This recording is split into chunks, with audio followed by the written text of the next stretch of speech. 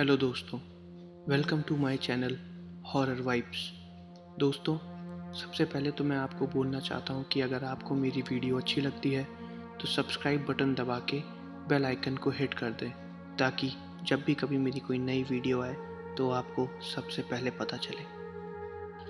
दोस्तों, आज जो इंसिडेंट्स मैं आपको बताने जा रहा हूँ, ये हमारे एक सब्सक्राइबर रजनी जी ने रायबरेली से भेजी है।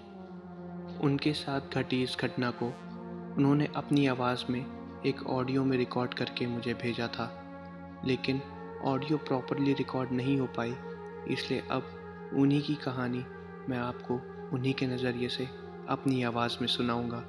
अगर आपको उनकी कहानी उन्हीं की ज़बानी सुननी है तो आप मेरे इंस्टाग्राम पे मुझे डीएम कर सकते हैं, मैं आपको ओरिजिनल ऑडियो सेंड कर दूंगा। मेरा नाम रजनी है। मेरी उम्र इस वक्त 32 वर्ष की है।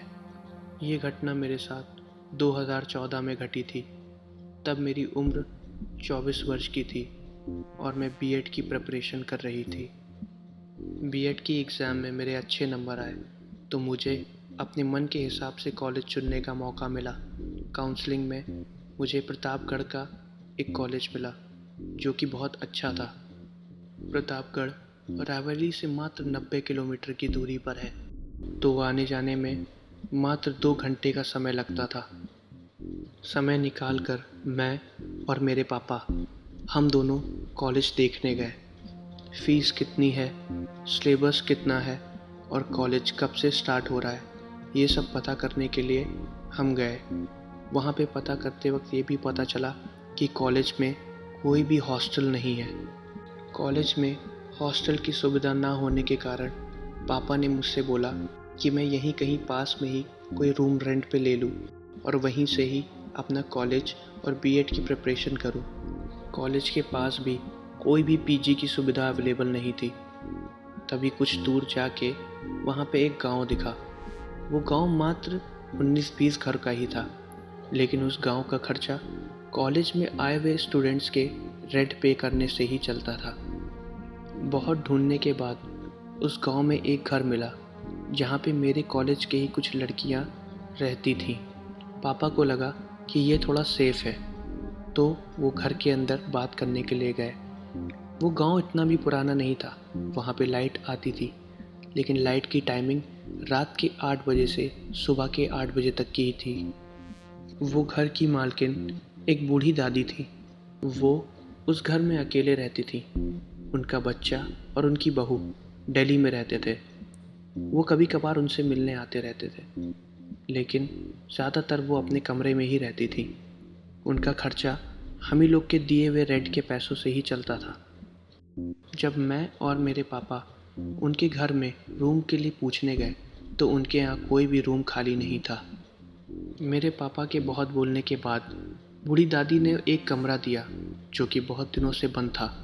वो कमरा गली के एकदम कोने में था, जिसमें लाइट भी नहीं आती थी। वो बहुत अंदर कमरा था। जब उस कमरे को दादी ने हमें खोल के दिखाया तो अंदर से वो कमरा काफ़ी साफ़ सुथरा था। एक छोटा सा बेड, स्टडी टेबल, अलमारी, लैम्प और अन्य सुविधा की चीज़ें। वो कमरा सारे कमरों से सिर्फ 200 रुपये महंगा था। अच्छी सुविधा होने की वजह से पापा ने उसके 200 रुपये एक्स्ट्रा दिए और मुझसे बोला कि तुम उसी कमरे में रहो और अब अपनी पढ़ाई करो। मुझको उस कमरे से कुछ अच्छी फीलिंग नहीं आ रही थी, तो मैंने अपने पापा से बोला कि आप कोई और रूम देख लीजिए। लेकिन कॉलेज की कुछ लड़कियां वहीं रहती थी, तो पापा ने उस चीज़ को देखते हुए मुझे डांट के चुप करा दिया और मुझसे बोला कि अब तुम यहीं पे रह के अपने आगे की पढ़ाई कंटिन्यू करोगी। मेरा सारा सामान उस रूम में शिफ्ट करने के बाद पापा शाम को चले गए और वो रात मेरी उस रूम में पहली रात थी। मैं आज तक उस रात को भूल नहीं सकती हूँ। वो रात जैसे मेरे जहन में समा चुकी है। जैसा कि मैंने पहले बोला कि वहाँ पे 8 बजे से सुबह के 7 बजे तक ही लाइट आती थी और मुझे रात में लेट नाइट स्टडी करने की आदत थी। तो मैं लैंप चला के रात में पढ़ते पढ़ते स्टडी टेबल पे ही सो गई। मैंने कहीं पे पढ़ा था कि जब आप किसी नई जगह पे रहो और वहाँ पे कोई रात गुजारो तो आपको आए हुए अच्छे या बुरे सपने ही आपको बता देते हैं। कि वो जगह कैसी है। ऐसा ही कुछ मेरे साथ भी हुआ। सोने के बाद मुझे बहुत अजीब अजीब सपने आ रहे थे और घबराहट भी हो रही थी। उस रात पूरे गांव में लाइट भी चली गई थी और मेरा कोई भी रूम पार्टनर नहीं था। उस कमरे में मैं पूरी रात अकेली थी। मुझको पूरी रात नींद नहीं आई। मैं तो बस सुबह का ही इंतज़ार कर रही थी। सुबह होते ही मैंने अपनी बगल वाली दीदी के फ़ोन से अपनी मम्मी को फ़ोन किया और कुछ दिनों के लिए मैंने उनको यहाँ पे बुला लिया। मम्मी जब आई तो उन्होंने देखा कि मेरा पूरा शरीर बुखार में तप रहा था। उन्होंने तुरंत ही बगल वाले मेडिकल स्टोर में जाके मेरे लिए दवाई लेके आई। उस घर में रहने की वजह से मेरी तबीयत हमेशा ख़राब रहती थी और जैसे ही मैं उस घर से बाहर निकलती थी मेरी तबीयत फिर से ठीक हो जाती थी। उस रात मैं और मम्मी हम दोनों लोग सो रहे थे। मेरा पूरा शरीर पसीने से भीग चुका था। मुझे बहुत अजीब अजीब एक्सीडेंट के और चिल्लाने के सपने आ रहे थे। मेरा पूरा शरीर कांप रहा था। मैं अचानक से उठ के चिल्लाने लगी।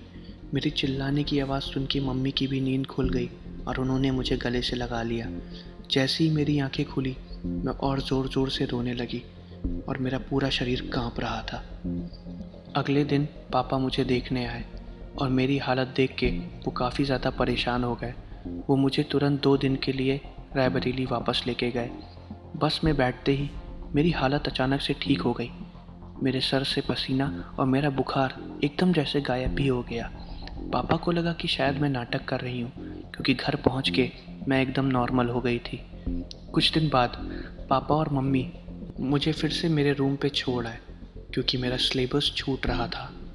मुझे वहाँ छोड़ के पापा मम्मी 15 मिनट भी नहीं रुके और घर वापस चले गए क्योंकि घर में एक छोटा भाई भी था। प्रतापगढ़ से रायबरेली जाते वक्त पापा मम्मी का एक बहुत ही भयानक एक्सीडेंट हो गया जिसके बारे में मुझे बिल्कुल भी नहीं बताया गया। मम्मी को तो कुछ नहीं हुआ लेकिन पापा के हाथ पैर में काफ़ी गहरी चोट आ गई थी। सेम वैसे ही जैसे मैंने अपने सपने में देखा था। उन्हीं के साथ ही ऐसा क्यों हुआ? क्योंकि उन्होंने ही मुझे उस कमरे में फ़ोर्स किया था रहने के लिए।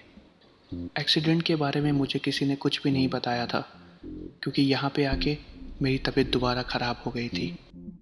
उस रात मैं रोज़ की तरह लेट नाइट पढ़ रही थी और मेरे कमरे की लाइट चली गई। मैंने कमरे से बाहर झाँका तो बगल के सारे कमरों में लाइट जल रही थी। पूरे गांव में लाइट आ रही थी लेकिन बस मेरे ही कमरे में लाइट नहीं थी। मैंने आवाज़ भी दिया अपने दोस्तों को पर किसी ने मेरी बात नहीं सुनी। वो सब शायद सो रहे थे। मैं किसी तरह अंदर गई। एक ऐसा कमरा जिसमें दिन में भी लाइट नहीं आती थी, रात में तो वहाँ पे रोशनी की एक किरण भी नहीं थी। मैं किसी तरह अपने स्टडी टेबल पे जाकर मोमबत्ती ढूंढने लगी तो मेरा हाथ अचानक से टेबल लैंप पे पड़ा। टेबल लैंप पे मेरा हाथ लगते ही मुझे करंट का एक बहुत ही ज़ोरदार झटका लगा और मैं कम से कम 15 सेकंड तक उस रॉड से ही चिपकी रही।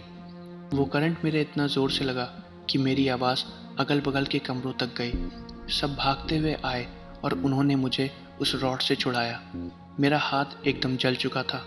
शायद कुछ समय और लेट हो जाता तो मैं मर जाती। सब यही सोच रहे थे कि लाइट ना होने के बावजूद मुझे करंट लगा कैसे। मेरी ख़राब हालत को देखते हुए उस रात मेरी दोस्त राधा मेरे साथ ही सो गई।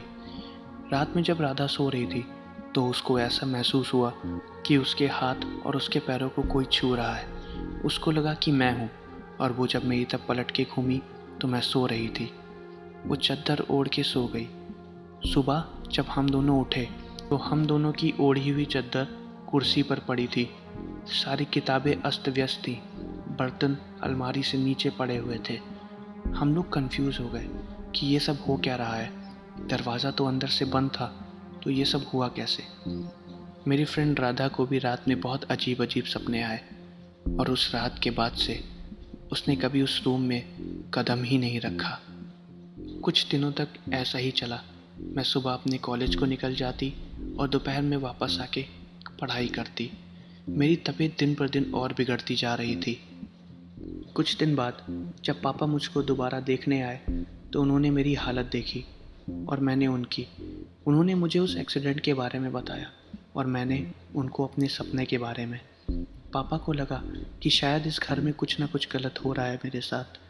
उनके जान पहचान में एक पुजारी अंकल थे। वो उन्हें लेके आए। पुजारी अंकल के पास एक लाल रंग का धागा था जो उन्होंने मेरे सर से 7 बार घुमाया। वो धागा घुमाने के बाद हर राउंड पे 1 इंच बढ़ता ही जा रहा था। पुजारी अंकल को तुरंत पता चल गया कि मुझ पे किसी न किसी का साया है। वो मेरे कमरे में गए तो उनको एक बहुत ही अजीब सी नेगेटिव एनर्जी महसूस हो रही थी। वो सब समझ गए।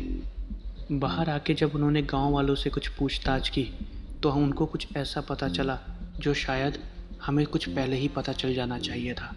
ये सच सुन के मेरी और मेरे पापा, हम दोनों की हालत एकदम से ख़राब हो गई। गांव वालों ने बताया कि जो बूढ़ी दादी थी उनके 2 लड़के थे। एक तो दिल्ली चला गया था और दूसरा एग्ज़ाम में फ़ेल होने की वजह से उसी कमरे में खुद को आग लगा के आत्महत्या कर ली थी। बहुत लोग तो ये भी बोलते हैं कि किसी लड़की के चक्कर में उसने खुद को आग लगा ली। दादी अपने छोटे बेटे से बहुत प्यार करती थी, इसलिए उन्होंने इस कमरे को एकदम नया और अच्छी तरह से सजा के रखा था और वो किसी को किराए पे नहीं देती थी।